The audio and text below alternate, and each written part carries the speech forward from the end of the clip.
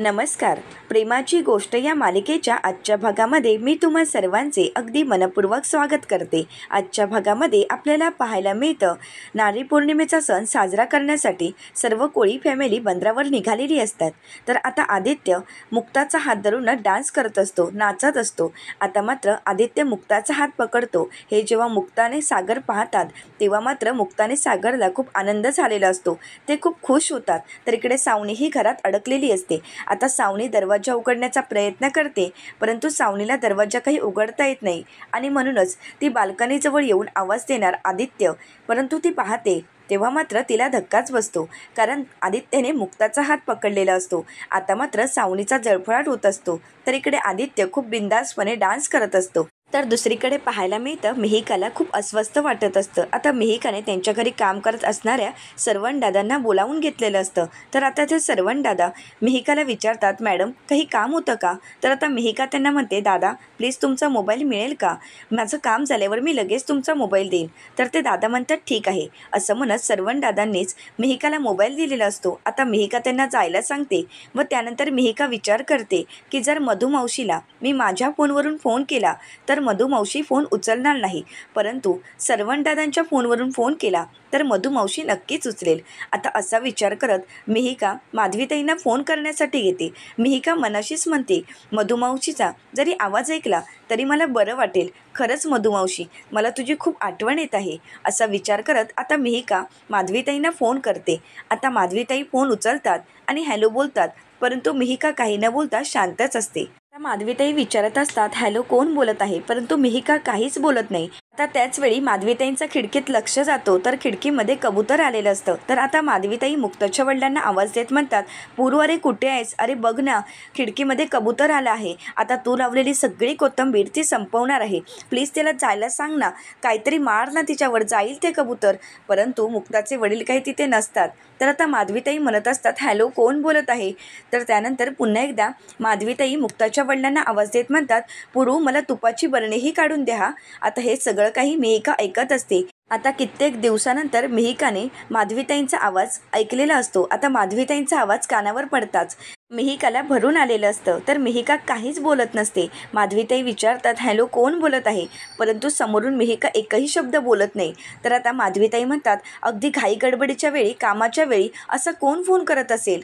म्हणूनच माधवीताई म्हणतात, फुकटचा वेळ आहे का तुमच्याजवळ? तसा जर असेल तर या इथे. माझ्याजवळ नारळाच्या वडेही बनवायचे आहेत आणि मला ही मदत हवी आहे. या नारळ खोवून द्या.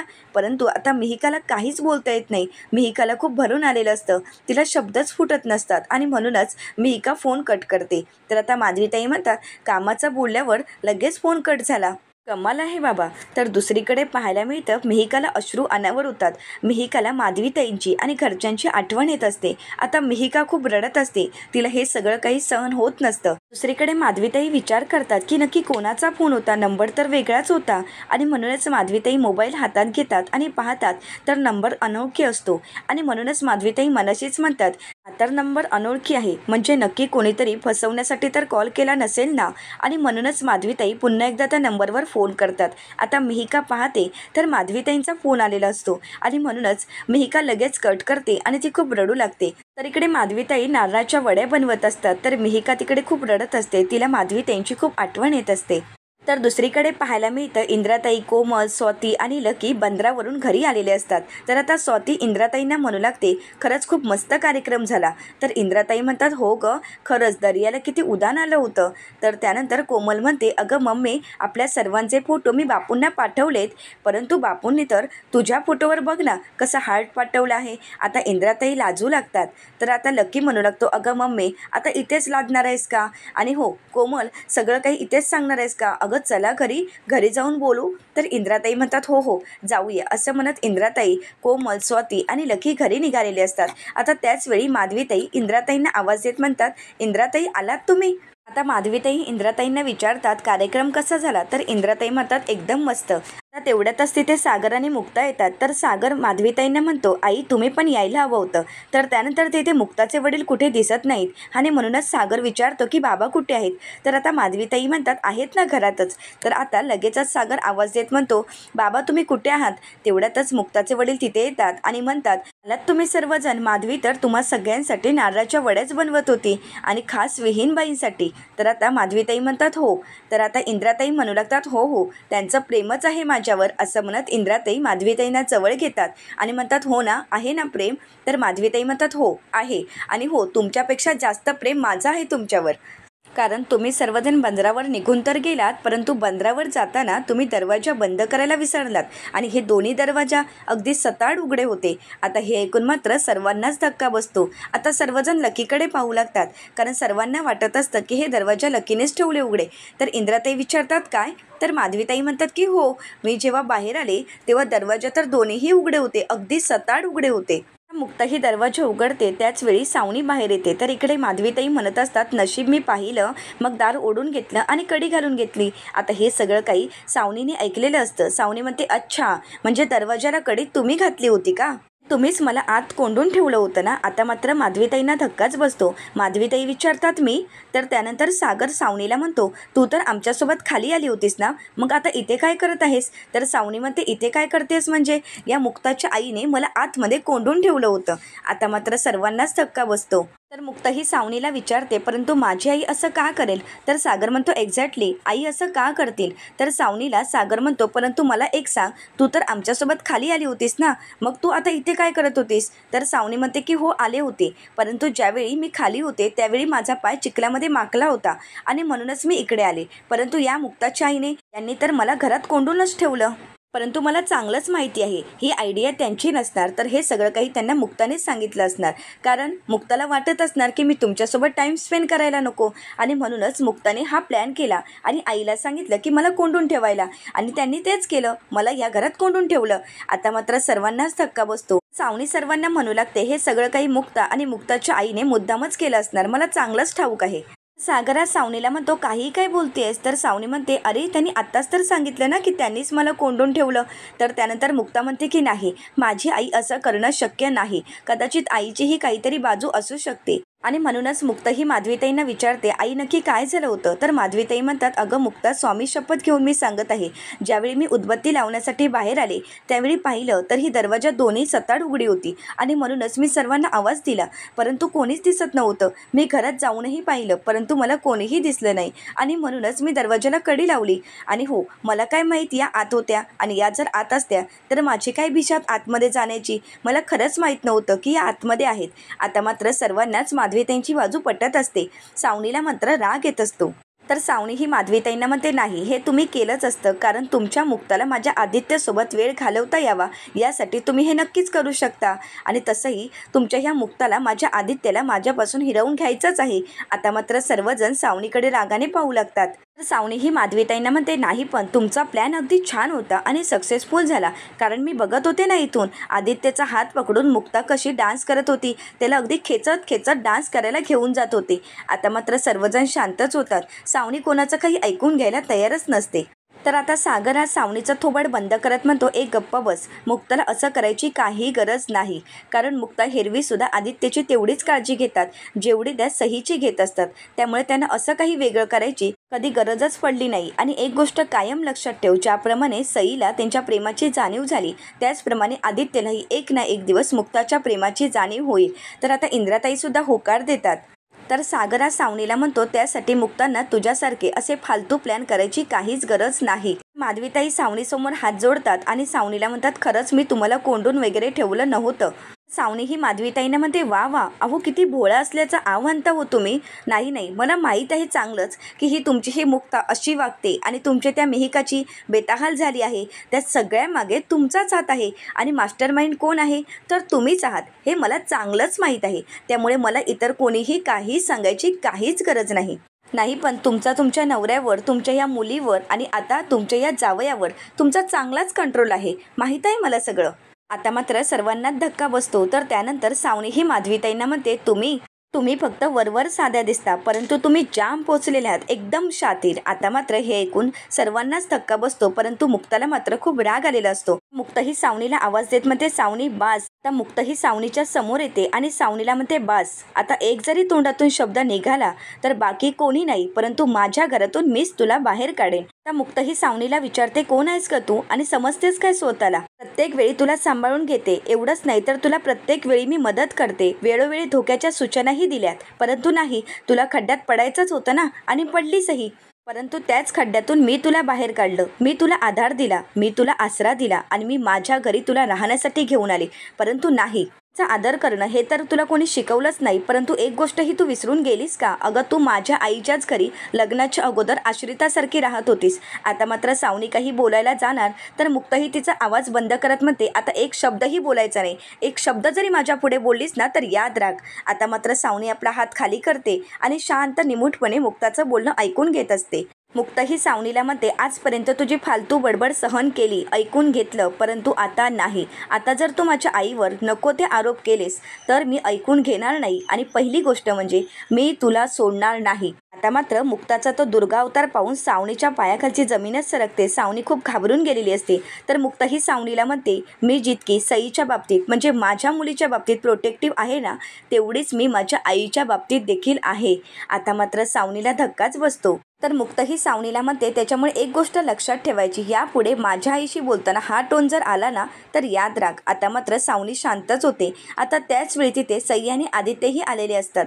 सर्वांना असं शांत पाहून आदित्य विचारतो, काय झालं आहे? तर आता सर्वजण म्हणतात, काही नाही, चला चला आत चला, असं म्हणत कोमल, स्वाती आदित्य आणि सईला आतमध्ये घेऊन जातात. आता सावनीही तिथून निघून जात असते, परंतु त्याच वेळी सागर सावनीला आवाज देत म्हणतो, एक मिनिट, मुलांच्या समोर नाटकं करायची नाही, त्यामुळे शांत बसायचं. आता मात्र सावनीला काहीच बोलता येत नाही. सावनी ही निमूटपणे घरात निघून जाते. तर सावनीने केलेल्या आरोपांमुळे माधवीताईंनाही खूप वाईट वाटत असतं. माधवीताई सुद्धा तिथून निघून जात असतात. तर आता इंद्राताईंना वाईट वाटतं आणि म्हणूनच इंद्राताई माधवीताईंना आवाज देत थांबवतात. तर माधवीताई म्हणतात, तुमच्या घरी नैवेद्यासाठी मी नारळाच्या वड्या बनवल्या होत्या, परंतु आता तर आता इंद्राताई म्हणतात, अहो मी स्वतीला पाठवून देते ना, असं म्हणत इंद्राताई घरात निघून जातात.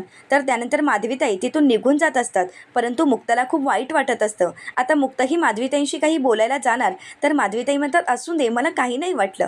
परंतु माधवीताई मनातून खूप खचून गेलेल्या असतात.